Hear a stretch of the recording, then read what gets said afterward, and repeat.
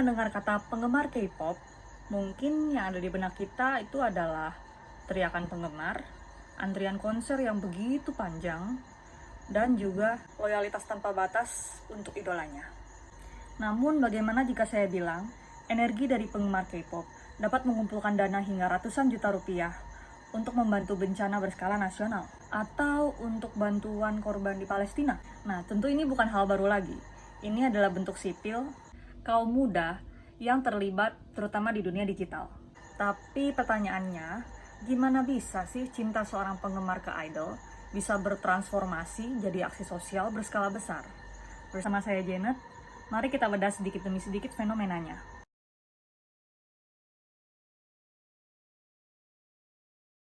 Ini adalah sejenis ikatan emosional yang kuat terhadap penggemar kepada idolanya, biarpun kesannya seperti hanya sepihak saja. Jadi, bagi penggemarnya, idol bukan hanya menghibur, tapi juga bisa jadi sumber motivasi buat mereka, sebagai bentuk cinta pada diri sendiri, dan juga sebagai motivator. Nilai-nilai yang ditunjukkan oleh idol K-pop seperti solidaritas, kebaikan atau self-love menjadi motivasi yang sangat kuat. Lalu rasa loyalitas ini mendorong penggemarnya untuk melakukan sesuatu yang bersifat positif, sesuatu yang sejalan dengan nilai-nilainya idola. Jadi menurut saya inilah langkah pertama dari transformasi, dari ikatan secara personal menjadi niatan untuk melakukan aksi. Tapi kan loyalitas individu saja tidak cukup untuk menggerakkan aksi yang sebesar ini. Maka dari sinilah kekuatan dari para komunitas atau fandom itu berperan. Dari jutaan individu, kemudian berkumpul menjadi satu kelompok kolektif, menjadi sebuah identitas. Jadi ini bukan sekedar saya penggemar NCT atau saya ARMY, tapi kami adalah NCTzen atau kami ARMY. Komunitas berbasis digital ini menjadi infrastruktur sosial yang luar biasa. Melalui platform media sosial, mereka berdiskusi, berbagi informasi, dan yang paling penting, mengorganisir aksi kolektif. Nah, kekompakan inilah yang mengumpulkan jutaan atau mungkin ya masih ratusan ribu niat baik dari individu menjadi satu gerakan yang terkoordinasi dan berdampak. Saya ada dua contoh nyata dari aksi kolektif ini. Yang pertama adalah NCTzen Humanity dan yang kedua dari ARMY Indonesia. NCTzen Humanity, salah satu aksinya yang terkenal yaitu pengumpulan dana untuk aksi tragedi Kanjuruhan.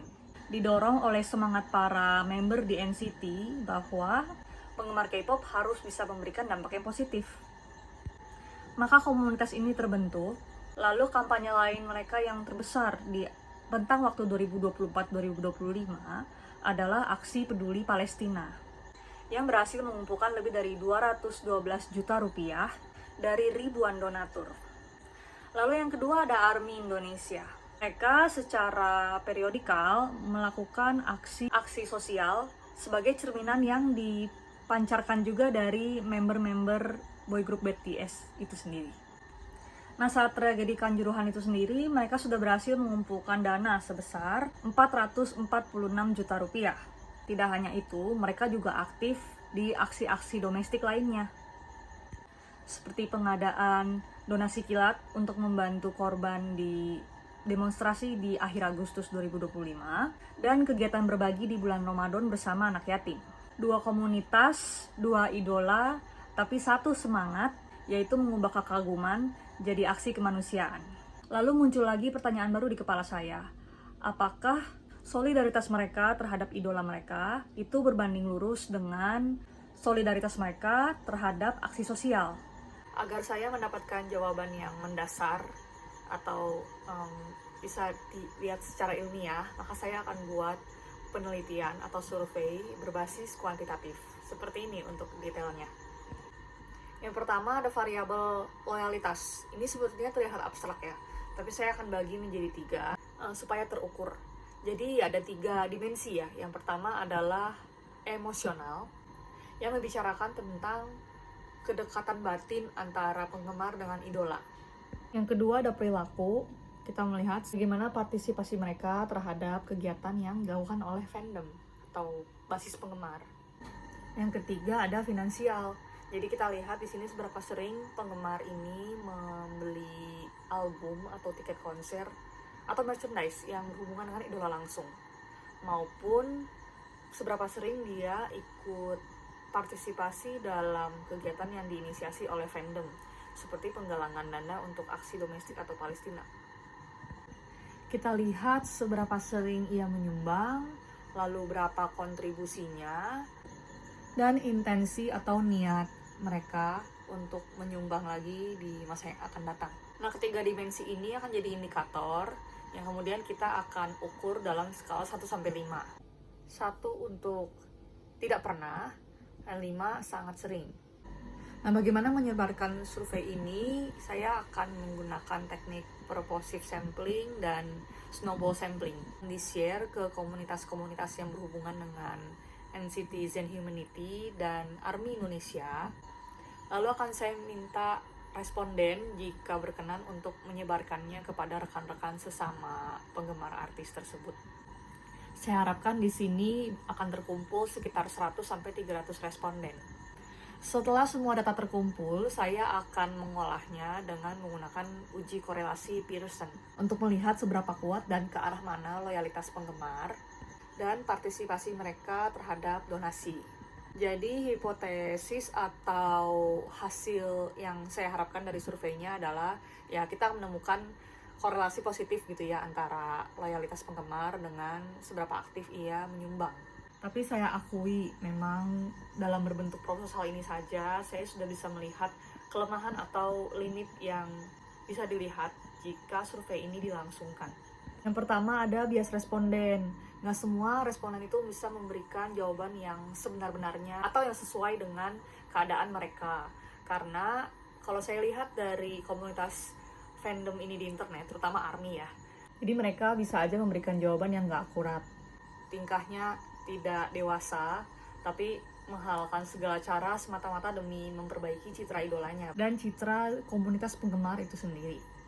Lalu yang kedua, pasti ada juga penggemar yang malah tidak aktif di sosial media. Jadi survei ini mungkin tidak menjangkau penggemar yang tidak aktif di sosial media, tidak mengetahui adanya survei ini, namun sebenarnya ia aktif dalam melakukan donasi ataupun melakukan pembelian terhadap barang-barang yang berhubungan dengan idolanya langsung.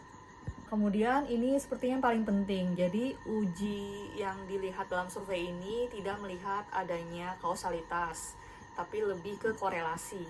Di survei ini belum bisa melihat adanya hubungan sebab akibat antara loyalitas dalam kegiatan dengan artis langsung atau membeli barang dari agensi artis maupun seringnya keikutsertaan mereka terhadap penggalangan dana untuk aksi-aksi domestik. Namun terlepas dari limit-limit itu, survei ini diharapkan dapat menantang atau mungkin membantah stereotip bahwa K-pop fans itu no life dan bisa mendukung teori bahwa di balik budaya K-pop atau fangirling ini bisa memobilisasi aksi sosial yang besar. Jadi kekaguman fans terhadap idolanya itu bisa membantu mereka untuk self-love dan menjadikan mereka menjadi pribadi yang semakin baik. Dan seperti inilah salah satu contoh dari upgrade diri mereka.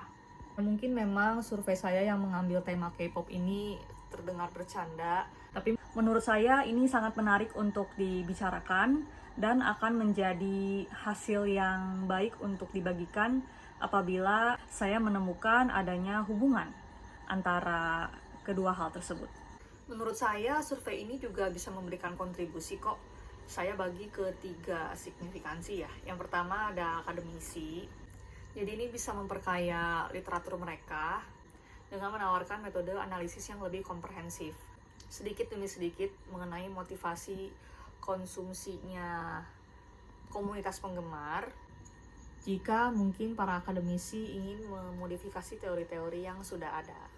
Yang kedua yang menurut saya paling signifikan jika dilihat dari mata masyarakat umum adalah untuk para pelaku industri. Jika terbukti kapasitas finansial mereka dan validasi yang mereka dapatkan itu adalah pendorong utama, maka dengan strategi marketing, dengan mengadaptasi program loyalitas ya berbasis komunitas, dan teknik marketingnya ini mendorong ke pihak eksklusivitas, yang mana bisa jadi lebih efektif daripada kampanye marketing yang hanya mengandalkan emosional. Lalu yang terakhir, ini kepada masyarakat dan komunitas penggemarnya sendiri. Saya harap dari hasil survei ini, terutama jika hasil hipotesisnya itu mendukung apa yang saya teorikan ya, itu bisa memberikan refleksi bagi penggemar dan masyarakat umum gitu. Jadi mereka bisa melihat sisi lain yang baik mengenai fans K-pop. Mudah-mudahan survei saya ini dapat dipahami dari segi teknisnya ya. Terima kasih sudah menonton.